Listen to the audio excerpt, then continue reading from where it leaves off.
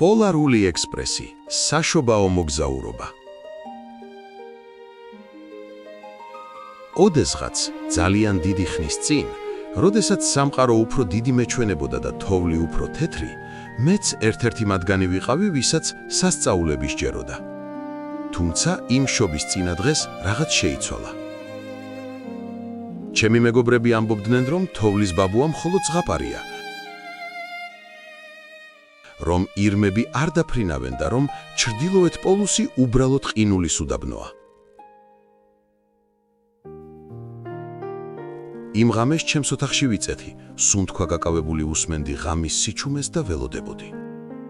ველოდებოდი ისეთ ხმას, რომელიც ჩემს ეჭვებს გაფანტავდა. გარეთ ყინავდა, უცებ შუაღამისას სახლი შეზანზარდა. ეს არ იყო ქარი, ეს იყო მძიმე ლითონის ხმაური, რომელიც სულ უფრო ახლოვდებოდა. ლოგინიდან წამოვხდი, ხალათი მოვიცვი და ფანჯარაში გავიხედე. ის, რაც დავინახე, შეუძლებელი იყო.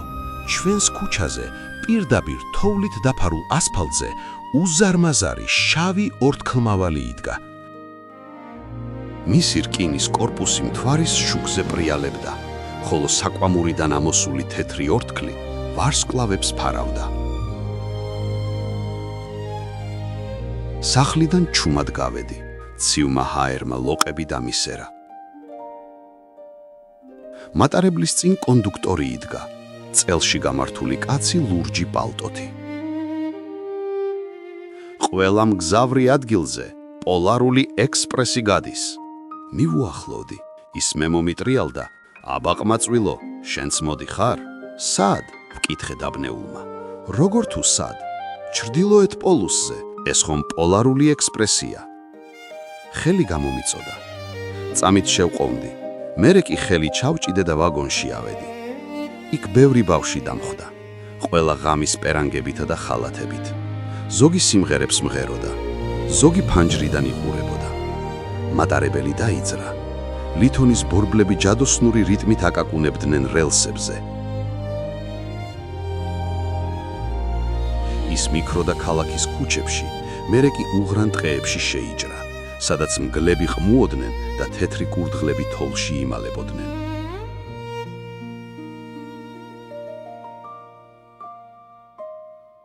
მალე ვაგონში ოფიციანტები შემოვიდნენ. მათ ვერცხლის ლანგრებით მოჰქონდათ ცხელი შოკოლადი, ისეთი სქელი და ტკბილი, როგორიც მანამდე არასდროს გამესინჯა. ჩვენ ვსვამდით ამ სასწაულებრივ სასმელს და ვუყურებდით, როგორ იცვლებოდა პეიზაჟი. თები სულ უფრო მაღალი ხდებოდა, ყინული კი უფრო სქელი.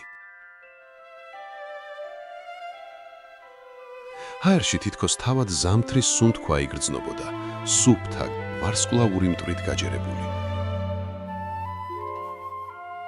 იმ წამს მივხვდი, რომ სამყარო ბევრად უფრო საოცარი ადგილია, ვიდრე ამას ჩემი ეჭვიანი მეგობრები ამბობდნენ. ერთ მომენტში, როცა ვაგონებს შორის გადავდიოდი, ერთი უცნაური კაცი დავინახე. ის იჯდა და ყავას სვამდა. ის არც ბავშვი იყო და არც ჩვეულებრივი მგზავრი. გჯერა, მკითხა მან და ქარს გახედა. მინდა რომ მჯეროდეს, ვუპასუხე მე. რწმენა ის კი არ არის, რასაც ხედავ, არამედ ის, რასაც გულით გრძნობ, თქვა მან და გაუჩინარდა, თითქოს თოვლის ფანტელებად იქცაო. მატარებელი სულ უფრო ჩრდილოეთით მიდიოდა. ჩვენ გადავიარეთ ყინულის ზღვა და ბოლოს შორს ჰორიზონტზე ათასობით სინათლე დავინახეთ. ამ სინათლეების დანახვაზე გული ამიჩქარდა. მივხვდი, რომ ზღაპარი, რომელიც აქამდე მხოლოდ წიგნებში მეგონა, რეალობად იქცა. აი, ისიც, დაიძახა კონდუქტორმა, ჩრდილოეთ პოლუსი. ეს იყო უზარმაზარი, ზღაპრული ქალაქი, რომელიც ყინულისგან და ოქროსგან აეგოთ. ქუჩები სავსე იყო ელფებით, პატარა მხიარული არსებებით, რომლებიც შობისთვის ემზადებოდნენ.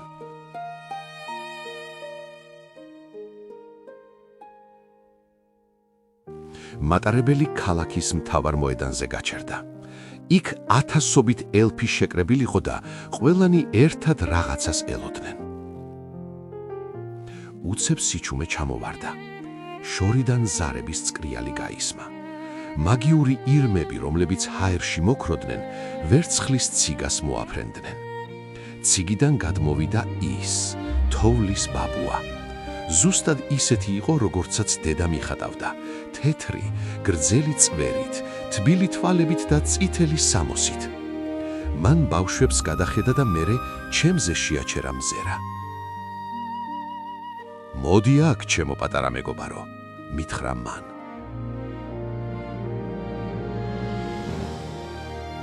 შენ გაქვს პატივი მიიღო შობის პირველი საჩუქარი. რას ისურვებდი?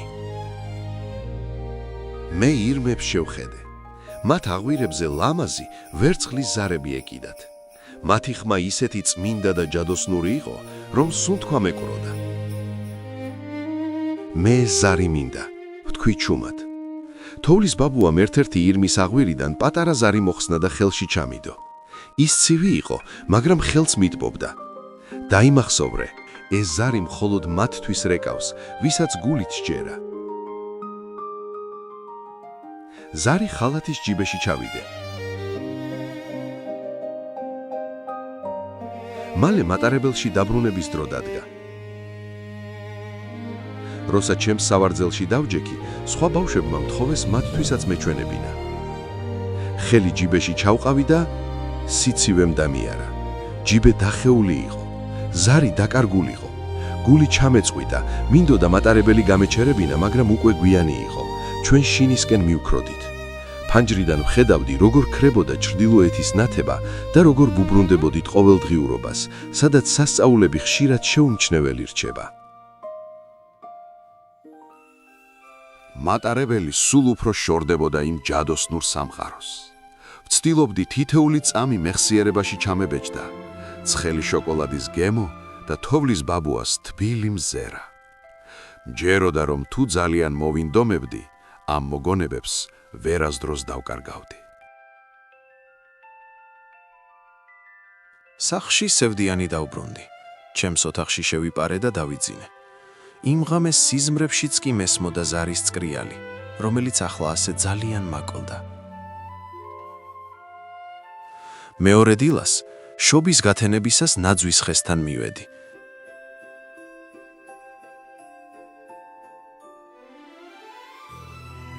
საჩუქრების გროვაში ერთი პატარა თეთრი კოლოფი იდო. გავხსენი და თვალებს არ დაუჯერე. იქ ის ვერცხლის ზარი იდო. შიგნით პატარა ბარათი დამხვდა. ზარი დაკარგვია, ჯიბე გაკერე.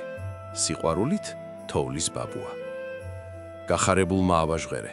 მისი ხმა ყველაზე ლამაზი მელოდია იყო, რაც კი ოდესმე მომესმინა. ჩემს დასაც ესმოდა ეს ხმა. მაგრამ როცა დედამ და მამამ აიღეს ხელში, მათ მხოლოდ უბრალო შრიალი მოესმათ. საწყალი ზარი, ალბათ გაფუჭებულია, თქვა მამამ. წლები გავიდა. ჩემმა დამ ერთ დღეს თქვა, რომ მას აღარ ესმის ზარის ხმა. ჩემი მეგობრებიც გაიზარდნენ და მათთვის ეს ხმა გაქრა. თუმცა, მიუხედავად იმისა, რომ უკვე დიდი კაცი ვარ და მოვხუცდი, ჩემთვის ის ზარი დღესაც რეკავს. ის რეკავს ყველასთვის, ვისაც ჭეშმარიტად სჯერა სასწაულების.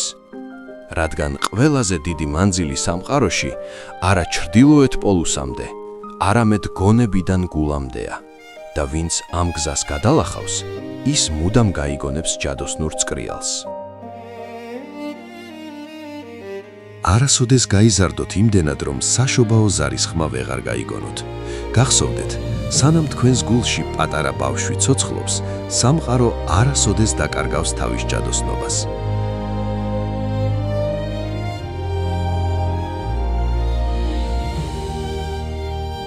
გამოიწერეთ არხის ზღაპრების სამყარო და მოიწონეთ ვიდეო, რათა არ გამოტოვოთ ახალი საინტერესო ანიმაციები და ზღაპრები.